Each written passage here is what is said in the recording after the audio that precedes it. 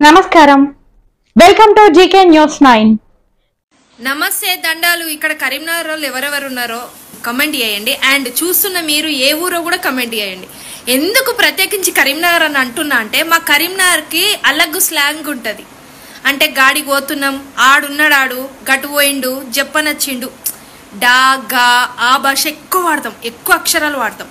And ఎవరితోటైనా మాట్లాడేటప్పుడు మేము మంచిగా మాట్లాడినా కానీ మేము కడ్డుగా మాట్లాడుతున్నామంటారు, గట్టిగా మాట్లాడుతున్నాము, అరుస్తుండ్రు, కోపం తెచ్చుకుంటున్నారు. అరే మేము అరుచుడు కోపం తెచ్చుకున్నాడు కాదురా భయ్, మా గొంతే అంతా, మా మాట తీరే అది.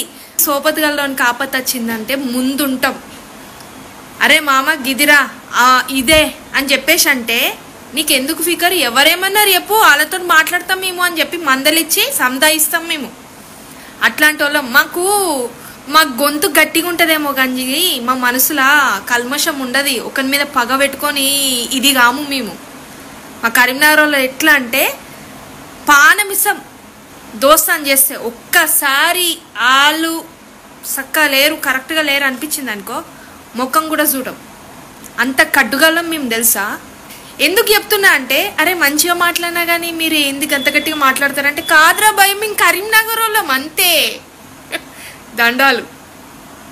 ఈ వీడియో మీకు నచ్చినట్లయితే లైక్ బటన్ క్లిక్ చేయండి. మరిన్ని వీడియోలను పొందడానికి దయచేసి సబ్స్క్రైబ్ చేయండి.